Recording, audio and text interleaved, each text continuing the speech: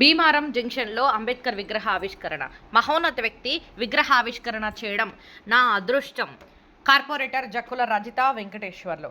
భారత రాజ్యాంగ నిర్మాత, నవభారత నిర్మాణ ప్రదాత డాక్టర్ బాబాసాహెబ్ అంబేద్కర్ 135వ జయంతిని పురస్కరించుకుని 55వ డివిజన్ భీమారం జంక్షన్లో డివిజన్ కార్పొరేటర్ రజిత వెంకటేశ్వర్లు ఆర్థిక సహకారంతో తన స్వంత ఖర్చులతో కులమతాలకు పార్టీలకు అతీతంగా భీమారం మాదిక సంఘం, అంబేద్కర్ యువజన సంఘం ఆధ్వర్యంలో ఏర్పాటు చేసిన అంబేద్కర్ విగ్రహాన్ని మంగళవారం కార్పొరేటర్ జక్కుల రజిత వెంకటేశ్వర్లు ముఖ్య అతిథిగా హాజరై ఆవిష్కరించారు.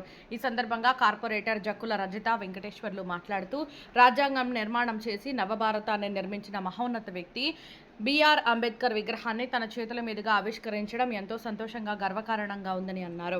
అనంతరం కార్యక్రమంలో మజ్జిగ ప్యాకెట్లను, పులిహోర ప్యాకెట్లను, పండ్లను పంచిపెట్టారు.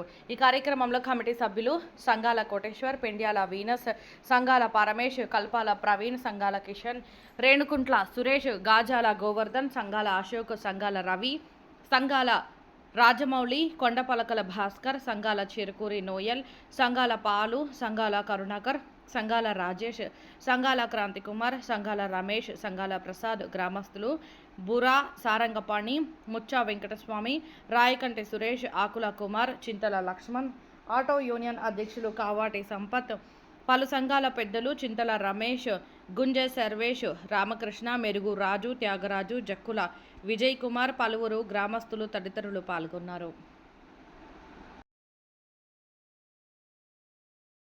సందర్భంగా ప్రతి సంవత్సరం అంబేద్కర్ జయంతి వర్ధంతి భీమారం బస్టాండ్ కాడ జరిగేది. అదేవిధంగా ఈరోజు కూడా జరిగింది. కానీ ఈరోజు ప్రత్యేకత ఏంటంటే అంబేద్కర్ విగ్రహం ఆవిష్కరించుకోవడం జరిగింది. గత 4-5 సంవత్సరాల నుంచి విగ్రహం అక్కడ మా సొంత ఖర్చులతో నిర్మించి ఏర్పాటు చేయడం జరిగింది. కానీ కొన్ని అనివార్య కారణాల వల్ల ఆ విగ్రహం అనేది ప్రారంభోత్సవం చేయలేదు. కానీ ఈరోజు చేసుకోవడం చాలా సంతోషకరంగా ఉంది. ఇక్కడున్న వాళ్ళు అంబేద్కర్ విగ్రహాన్ని పెద్ద ఎత్తున అన్ని కుల సంఘాలు అందరూ హాజరు కావడం జరిగింది. అన్ని కుల సంఘాలు కానీ, మాదిగ సంఘాలు కానీ, అన్ని కుల సంఘాలు ఇక్కడికి బ్రహ్మాండంగా, మాదిగ సంఘం ఆధ్వర్యంలో కూడా ఇక్కడ బ్రహ్మాండంగా ఏర్పాటు చేసుకోవడం జరిగింది.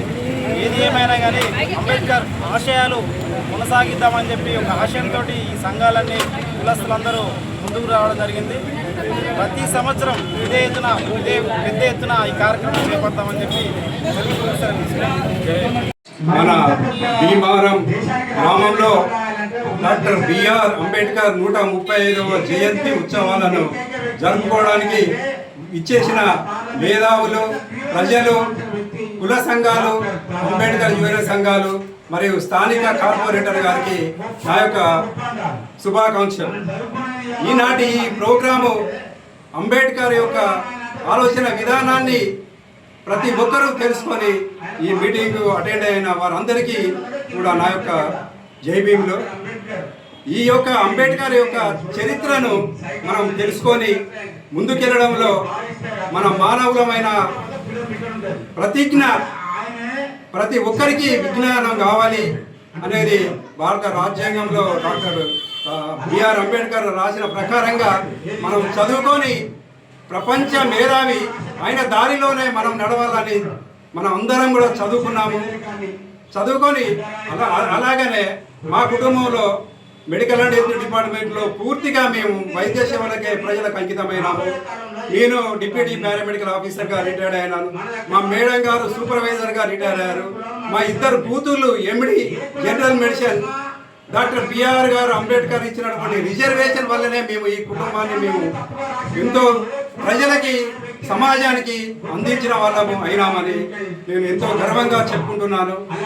ఈ యొక్క ప్రోగ్రాము సక్సెస్ చేసినటువంటి కుల సంఘం, యువజన సంఘం అందరికీ నా యొక్క కృతజ్ఞత. మీ పేరు చెప్పండి. నా యొక్క పేరు ఇమ్మడి కుమరయ్య, డిప్యూటీ పారామెడికల్ ఆఫీసర్. నా పేరు సంగాల ప్రభాకర్. నేను భీమారము స్థానికుని. ఈ 135వ అంబేద్కర్ జయంతి సందర్భంగా ఈ గ్రామం నుంచి 56వ డివిజన్గా ఎదిగిన భీమారం మెయిన్ రోడ్లో ఈరోజు అంబేద్కర్ విగ్రహాన్ని ఆవిష్కరించడం జరిగింది. ఈ యొక్క విగ్రహం యొక్క అంబేద్కర్ యొక్క విశిష్టత ప్రపంచాన్ని అందరినీ అందరికీ తెలిసింది. ఈ మెయిన్ థింగ్ ప్రపంచ వ్యాప్తంగా కూడా అంబేద్కర్ జయంతిని వరల్డ్ నాలెడ్జ్ డేగా కూడా ఆచరించడం జరిగింది. వరల్డ్ నాలెడ్జ్ డే ఇది ఒక కులానికో మతానికో ఒక వర్గానికే కాదు, కానీ ప్రపంచం అందరికి మేధావులకు ప్రతి ఒక్క జనాంగానికి ముఖ్యంగా భారతదేశానికి ఈ యొక్క రాజ్యాంగ స్ఫూర్తిని రాజ్యాంగాన్ని ఒక రూపొందించడంలో అంబేద్కర్ గారి యొక్క పాత్ర చాలా అమోఘమైంది. ఇది ఒక పర్వదినము ఈ భారతదేశానికి ప్రపంచానికి. ముఖ్యంగా ఈ భీమారం గ్రామంలో ఈ 55వ డివిజన్లో ఇక్కడ ఉన్న యువకులకు ఒక స్ఫూర్తిదాయకంగా అంబేద్కర్ విగ్రహము ఎంతగానో నిలుస్తుంది. 5 సంవత్సరాల యొక్క నిరీక్షణ 5 సంవత్సరాల క్రితం స్థాపించింది, కానీ ఓపెన్ చేయడం జరగలేదు. కానీ ఈ సంవత్సరం మొట్టమొదటిగా ఇక్కడ సంఘాల రవి గారి కుమారుడు ఫస్ట్ మొట్టమొదటిగా గ్రూప్ 1 ఆఫీసర్ కూడా సెలెక్ట్ అయ్యాడు. అంబేద్కర్ యొక్క రిజర్వేషన్ ఫలంగానే ఈరోజు మేమందరం కూడా పీజీలు డిగ్రీలు పిహెచ్డీలు చేస్తూ ఈ విధంగా జ్ఞానాన్ని సంపాదించుకోవడంలో అంబేద్కర్ గారి యొక్క రాజ్యాంగం ఎంతో దోహదపడ్డదని నేను తెలియజేస్తూ ఎంతో దీనికి జరిగించినందుకు వందనాలు చెల్లించుకుంటూ ముగిస్తున్నాను. Assistant executive engineer Bhupalpally. నేను అంబేద్కర్ అనేది నాకు ఒక ఆదర్శం, ఆయన సూపర్ హీరో. ఎందుకంటే నేను ఒక అంబేద్కర్ ఆశయంతో అతను ఒక నిరుపేద కుటుంబంలో పుట్టి ఆ స్థాయికి వచ్చి న్యాయ వ్యవస్థ గురించి, తర్వాత అతను చేసినటువంటి అనేక రకాలైనటువంటి బాధలు పడి ఇబ్బందులు పడి ఎన్నో అవమానాలు పడి అతను ఒక గొప్ప వ్యక్తిగా ఒక రాజ్యాంగ నిర్మాతగా ఎదిగి ఈ బడుగు బలహీన వర్గాల గురించి చాలా కష్టపడి ఒక రిజర్వేషన్ను ఏర్పాటు చేశాడు. ఆ రిజర్వేషన్ను నేను నాకు ఎన్నో బాధలు అనుభవించి తర్వాత ప్రజలందరికీ సమానమైనటువంటి స్వేచ్ఛ స్వతంత్రాలు ఉండాలి, ప్రతి ఒక్క మనిషి గౌరవించబడాలి అని అతడు చేసినటువంటి త్యాగ ఫలితంగానే మనం ఈరోజు అందరం స్వేచ్ఛ స్వతంత్రాలతో జీవిస్తున్నాం.